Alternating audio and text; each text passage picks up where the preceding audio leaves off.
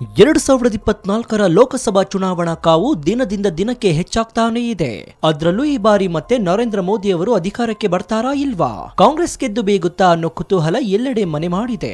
ಈ ಮಧ್ಯೆ 2024 ಲೋಕಸಭಾ ಚುನಾವಣೆಯಲ್ಲಿ ಈ ಒಂದು ವಿಚಾರ ಮಾತ್ರ ಸಖತ್ ವೈರಲ್ ಆಗಿದೆ. ನ್ಯೂಸ್ ಪೇಪರ್, ಟಿವಿಯಲ್ಲಿ ಈ ವ್ಯಕ್ತಿಯದ್ದೇ ಮಾತು. ಈ ಫೋಟೋದಲ್ಲಿ ಕಾಣಿಸ್ತಿರುವ ಈ ವ್ಯಕ್ತಿಯ ಹೆಸರು ಏನ್ ಗೊತ್ತಾ? ಇವರ ದಿನಚರಿ ಹೇಗಿದೆ ಗೊತ್ತಾ? ಇವರು ಎಷ್ಟು ಆಸ್ತಿ ಮಾಡಿದ್ದಾರೆ ಗೊತ್ತಾ? ಯಾಕೆ ಇವರನ್ನೇ ಮುಂದಿನ ಪ್ರಧಾನಿ ಬೇಕು ಅಂತ ಹೆಚ್ಚು ಜನ ಹೇಳ್ತಾ ಇದ್ದಾರೆ. ಪ್ರಧಾನಿ ನರೇಂದ್ರ ಮೋದಿ ಅವರೇ ಇವರನ್ನ ಭೇಟಿ ಮಾಡಿ ನಮಸ್ಕರಿಸಿದ್ದು ಯಾಕೆ? ಈ ವ್ಯಕ್ತಿಯ ಹಿನ್ನೆಲೆ ಕೇಳಿದ್ರೆ ನೀವು ಕೂಡ ತಲೆಬಾಗಿ ನಮಸ್ಕಾರ ಮಾಡ್ತೀರಾ. ದೊಡ್ಡ ದೊಡ್ಡ ಅಧಿಕಾರಿಗಳೇ ಓಡೋಡಿ ಬಂದು ಇವರಿಗೆ ಎಂಪಿ ಟಿಕೆಟ್ ಅನ್ನ ಕೊಟ್ಟು ಹೋಗ್ತಾರೆ.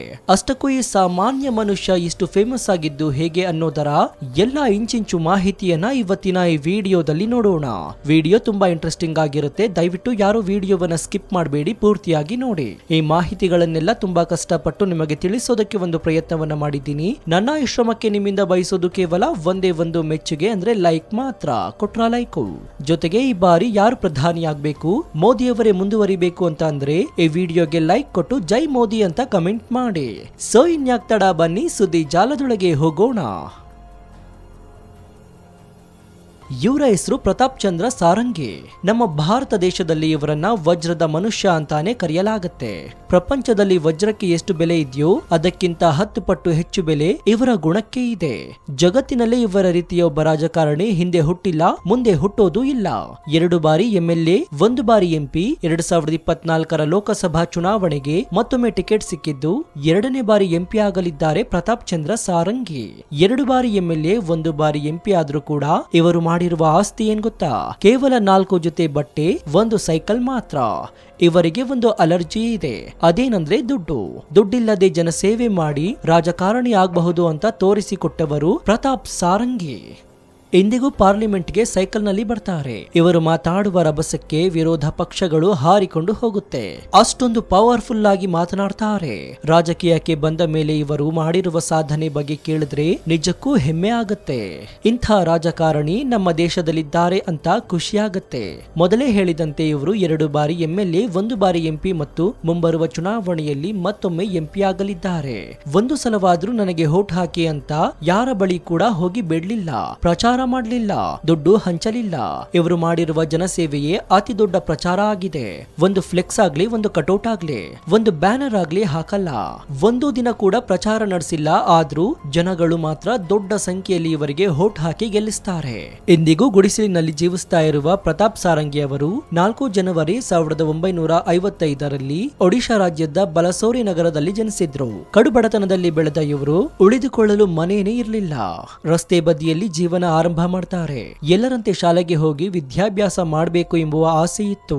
ಆದ್ರೆ ಶಾಲೆಗೆ ಹೋಗಲು ದುಡ್ಡಿರ್ಲಿಲ್ಲ. ದುಡ್ಡಿನ ಅವಶ್ಯಕತೆ ತುಂಬಾ ಇದ್ದ ಕಾರಣ ಸಣ್ಣ ವಯಸ್ಸಿನಲ್ಲಿಯೇ ಒಂದು ಹೋಟೆಲ್ ನಲ್ಲಿ ಕ್ಲೀನರ್ ಆಗಿ ಕೆಲಸ ಸೇರ್ತಾರೆ.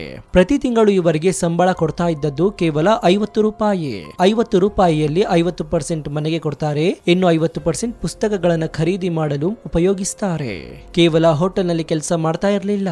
ಬೆಳಗಿನ ಜಾವ ಬೆಳಗ್ಗೆ ಎದ್ದು ಮನೆ ಮನೆಗೆ ಹೋಗಿ ಪೇಪರ್ ಮತ್ತು ಹಾಲಿನ ಪ್ಯಾಕೆಟ್ ಅನ್ನ ಹಾಕಿ ಒಂದಷ್ಟು ಕಾಸನ್ನ ಸಂಪಾದನೆ ಮಾಡ್ತಾ ಇದ್ರು. ಎಲ್ಲಾ ದುಡ್ಡನ್ನ ಕೂಡಿಟ್ಟು ಶಾಲೆಗೆ ಅಡ್ಮಿಷನ್ ಮಾಡಿಸ್ಕೊಳ್ತಾ ಇದ್ರು. ಶಾಲೆಗೆ ಸೇರಿದ ಮೇಲೆ ವಿದ್ಯಾಭ್ಯಾಸದಲ್ಲೂ ನಂಬರ್ 1 ಆಗ್ತಾರೆ. ಇನ್ನು ಹಲವಾರು ಕೆಲಸಗಳನ್ನ ಮಾಡಿ ದುಡ್ಡು ಸಂಪಾದನೆ ಮಾಡಲು ಆರಂಭ ಮಾಡ್ತಾರೆ. ಪ್ರತಾಪ್ ಸಾರಂಗಿ ಅವರ ಜೀವನದ ಮೊದಲ ಗುರಿಯಾಗಿದ್ದು ಸನ್ಯಾಸಿಯಾಗಬೇಕು ಅಂತ. ಸನ್ಯಾಸಿಯಾಗಿ ಸಮಾಜವನ್ನ ಉದ್ಧಾರ ಮಾಡುವ ಕೆಲಸ ಮಾಡಬೇಕು ಅಂತ ಅಂದುಕೊಂಡಿದ್ರಂತೆ. ವೆಸ್ಟ್ ಬೆಂಗಾಲ್ ರಾಜ್ಯದ ಔರಾ ನಗರದಲ್ಲಿರುವ ಪ್ರಸಿದ್ಧ ರಾಮಕೃಷ್ಣ ಮಠಕ್ಕೆ ಹೋಗಿ ಪ್ರಚಾರಕ್ಕೆ ಇಳಿ ಬರ್ತಾ ಇದ್ರಂತೆ. ಒಂದು ದಿನ ರಾಮಕೃಷ್ಣ ಮಠದ ಗುರುಗಳು ಸಾರಂಗಿ ಅವರನ್ನ ಕರೆದು ನಿನ್ನ ಜೀವನದ ಉದ್ದೇಶ ಏನು ಅಂತ ಕೇಳ್ತಾರೆ. ಅದಕ್ಕೆ ಸಾರಂಗಿ ಅವರು ಹೇಳ್ತಾರೆ, ನಾನು ಸನ್ಯಾಸಿ ಆಗ್ಬೇಕು, ಸನ್ಯಾಸಿಯಾಗಿ ಜನ ಸೇವೆಯನ್ನ ಮಾಡಬೇಕು ಅಂತ ಯೋಚಿಸಿದ್ದೇನೆ ಅಂತ ಹೇಳ್ತಾರೆ. ಅದಕ್ಕೆ ಗುರುಗಳು ಹೇಳ್ತಾರೆ, ನೀನು ಎಲ್ಲಿ ಹುಟ್ಟಿದೀಯಾ ಅಲ್ಲಿ ಹೋಗಿ ಆದರ್ಶ ರಾಜಕಾರಣಿಯಾಗು, ನಿನ್ನ ಭವಿಷ್ಯ ತುಂಬಾ ಉಜ್ವಲವಾಗಿದೆ, ನಿನ್ನನ್ನ ತಡೆಯೋಕೆ ಯಾರಿಂದಲೂ ಸಾಧ್ಯ ಇಲ್ಲ. ಭಾರತ ದೇಶದ ಕೋಟ್ಯಾಂತರ ಜನರಿಗೆ ನೀನೊಬ್ಬ ಆದರ್ಶ ವ್ಯಕ್ತಿಯಾಗಿ ಹೊರಹೊಮ್ಮುತ್ತೀಯಾ ಅಂತ ಹೇಳ್ತಾರೆ. ಮಾಡ್ತಾರೆ. ಗುರುಗಳು ಹೇಳಿದ ಮಾತನ್ನ ಕೇಳಿದ ಸಾರಂಗಿ ಅವರಿಗೆ ರಾಜಕೀಯದ ಮೇಲೆ ತುಂಬಾ ಆಸಕ್ತಿ ಹುಟ್ಟುತ್ತೆ. ಯಾರ ಸಹಾಯವೂ ಇಲ್ಲದೆ ತಮ್ಮ ಸ್ವಂತ ದುಡಿದ ದುಡ್ಡನ್ನ ಉಪಯೋಗಿಸಿ ಸಮಾಜ ಉದ್ಧಾರಕ್ಕೆ ಮುಂದಾಗ್ತಾರೆ. 2004ರಲ್ಲಿ ಬಲಸೋರಿ ನಗರದಲ್ಲಿ ತುಂಬಾ ನೀರಿನ ಸಮಸ್ಯೆ ಇರುತ್ತೆ. ಕೇವಲ ತಿಂಗಳಿಗೆ 2ರಿಂದ 3 ಬಾರಿ ಇಡೀ ನಗರದಾದ್ಯಂತ ಕುಡಿಯುವ ನೀರು ಬರ್ತಾ ಇತ್ತು. ಬರೋಬ್ಬರಿ 3 ದಶಕಗಳಿಂದ ಇದ್ದ ಈ ಸಮಸ್ಯೆಗೆ ಸಾರಂಗಿಯವರು ಜನಸಾಮಾನ್ಯರಾಗಿ ಹೋರಾಟ ತನಿಖೆಯನ್ನ ಮಾಡಿ ಕೇವಲ 6 ತಿಂಗಳಲ್ಲಿ ನೀರಿನ ಸಮಸ್ಯೆನ ಬಗೆಹರಿಸ್ತಾರೆ. ತಿಂಗಳಿಗೆ 2ರಿಂದ 3 ಬಾರಿ ಕುಡಿಯುವ ನೀರು ಬರ್ತಾ ಇತ್ತು. ಆದ್ರೆ ಸಾರಂಗಿಯವರು ವಾರದಲ್ಲಿ 5 ದಿನ ಕುಡಿಯುವ ನೀರು ಬರುವ ಹಾಗೆ ಮಾಡ್ತಾರೆ.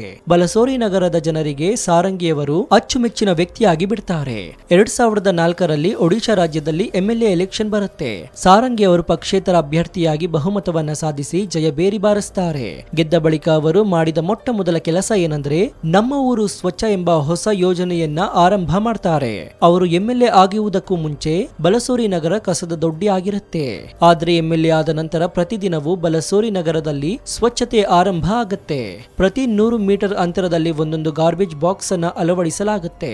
ಪ್ರತಿದಿನ ಕಲೆಕ್ಟ್ ಆದ ಗಾರ್ಬೇಜ್ ಅಲ್ಲಿ ರೀಸೈಕ್ಲಿಂಗ್ ಮಾಡುವುದು, ರೀಸೈಕ್ಲಿಂಗ್ ನಲ್ಲಿ paper, tissue paper, metal, glass ಅನ್ನ ತಯಾರು ಮಾಡಿ ಮಾರಾಟ ಮಾಡಿ ಬಂದ ದುಡ್ಡಿನಲ್ಲಿ ನಗರ ಅಭಿವೃದ್ಧಿ ಮಾಡ್ತಾರೆ. ಪ್ರತಾಪ್ ಅವರ ಈ ಐಡಿಯಾ ಸಖತ್ತಾಗಿ ವರ್ಕೌಟ್ ಆಗುತ್ತೆ. ಬಲ್ಸೋರಿ ನಗರದಲ್ಲಿ ಎಲ್ಲೆಲ್ಲಿ ಖಾಲಿ ಸೈಟ್ ಇರುತ್ತೋ ಅಲ್ಲಿ ಒಂದೊಂದು CCTVಯನ್ನ ಅಳವಡಿಸ್ತಾರೆ. ಖಾಲಿ ಜಾಗದಲ್ಲಿ ಯಾರಾದ್ರೂ ಕಸ ಹಾಕ್ತಾರೋ ಅವರಿಗೆ 20,000 ದಂಡ ಅನೌನ್ಸ್ ಮಾಡ್ತಾರೆ. CCTV ಇದ್ದ ಕಾರಣ ಯಾರು ಕೂಡ ಖಾಲಿ ಜಾಗದಲ್ಲಿ ಕಸವನ್ನ ಹಾಕೋದಿಲ್ಲ. MLA ಆಗಿ ಕೇವಲ 8 ತಿಂಗಳಲ್ಲೇ ಬಲಸೋರಿ ನಗರವನ್ನ ಕಂಪ್ಲೀಟ್ ಕ್ಲೀನ್ ಸಿಟಿ ಮಾಡಿಬಿಡ್ತಾರೆ. ವಾರದಲ್ಲಿ 4 ದಿನ ನಗರದಾದ್ಯಂತ ಸೈಕಲ್ ನಲ್ಲಿ ಓಡಾಡುತ್ತಾ ಎಲ್ಲಿ ಅಭಿವೃದ್ಧಿಯಾಗಿದೆ ಎಲ್ಲಿ ಅಭಿವೃದ್ಧಿ ಆಗಿಲ್ಲ ಅಂತ ಪರಿಶೀಲಿಸುತ್ತಾ ಇದ್ರು. ಒಂದು ಸಲ ಪಕ್ಷೇತರ ಅಭ್ಯರ್ಥಿಯಾಗಿ ಗೆದ್ದಿದ್ದ ಸಾರಂಗಿ ಅವರು 2ನೇ ಬಾರಿ MLA ಎಲೆಕ್ಷನ್ಗೆ ಬಿಜೆಪಿಯಿಂದ ಟಿಕೆಟ್ ಸಿಗುತ್ತೆ. 2ನೇ ಬಾರಿ ಕೂಡ ಬಹುಮತದೊಂದಿಗೆ ಪ್ರತಾಪ್ ಸಾರಂಗಿ ಅವರು ಗೆಲ್ತಾರೆ. ಸರ್ಕಾರಿ ಶಾಲೆಯನ್ನ ಹೈಟೆಕ್ ಶಾಲೆಯಾಗಿ ಬದಲಾಯಿಸ್ತಾರೆ. ಅದನ್ನ ನೋಡಿದ್ರೆ ಯಾವುದೋ ಹೈಟೆಕ್ ಪ್ರೈವೇಟ್ ಶಾಲೆ ರೀತಿ ಕಂಡು ಬರುತ್ತೆ. 100 ಕೆಲಸದ ಯೋಜನೆಯನ್ನ ಆರಂಭ ಮಾಡಿ ಎಲ್ಲಾ ಯೋಜನೆಗಳ ಕಾರ್ಯರೂಪಕ್ಕೆ ತರ್ತಾರೆ. 2019ನೇ ಇಸ್ವಿಯಲ್ಲಿ ಬಿಜೆಪಿ ಪಕ್ಷದಿಂದ MP ಎಲೆಕ್ಷನ್ಗೆ ಟಿಕೆಟ್ ಸಿಗುತ್ತೆ. ಜೊತೆಗೆ ಸುಲಭವಾಗಿ ಗೆಲ್ತಾರೆ.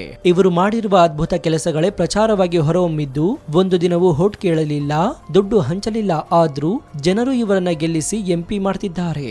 ಈಗ ಮತ್ತೊಮ್ಮೆ ಟಿಕೆಟ್ ಸಿಕ್ಕಿದ್ದು 2ನೇ ಬಾರಿ ಖಂಡಿತವಾಗಿಯೂ MP ಆಗಲಿದ್ದಾರೆ. ಮೊದಲೇ ಹೇಳಿದಂತೆ ಇವರ ಬಳಿ ಇರೋದು ಕೇವಲ 4 ಜೊತೆ ಬಟ್ಟೆಗಳು, ಕೈಯಲ್ಲಿ ಕೇವಲ 100 ರೂಪಾಯಿ ಇಟ್ಕೊಂಡು ಓಡಾಡ್ತಾ ಇರ್ತಾರೆ. ಇವರ ಆಸ್ತಿ ಗುಡಿಸಲು ಮನೆ ಮತ್ತು ಸೈಕಲ್ಲು. 64 ವರ್ಷದ ಇವರು ಮದುವೆಯಾಗಿಲ್ಲ. ನಮ್ಮ ದೇಶದ ಪ್ರತಿಯೊಬ್ಬ ರಾಜಕಾರಣಿಗಳು ಕೂಡ ಇವರನ್ನ ನೋಡಿ ಕಲಿಬೇಕಾಗಿದೆ. ಪ್ರತಾಪ್ 2ನೇ ಬಾರಿ MP ಆಗಿ ಪ್ರಮಾಣ ವಚನ ಸ್ವೀಕಾರ ಮಾಡ್ಲಿ ಅಂತ ದೇವರಲ್ಲಿ ಬೇಡಿಕೊಳ್ಳೋಣ. ಯಾಕಂದ್ರೆ ನಮ್ಮ ದೇಶದಲ್ಲಿ ಈ ರೀತಿಯ ರಾಜಕಾರಣಿಗಳು ಇದ್ರೆ ಮಾತ್ರ ದೇಶ ಉದ್ಧಾರ ಆಗಲು ಸಾಧ್ಯ.